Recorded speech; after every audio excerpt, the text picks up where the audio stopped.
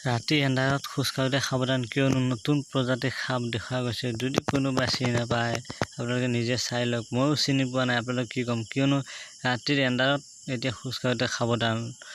হোজাই জিলাৰ লক্ষীপুৰ গাঁৱত এনেকুৱা নতুন প্ৰজাতিৰ সাপ দেখা পোৱা গৈছে। সাধাৰণ ৰাইজে দেখা পাইছে, কিয়নো ৰাতিৰ এন্ধাৰত খোজ কাঢ়োতে বহুত সাৱধান হওক ৰাইজ।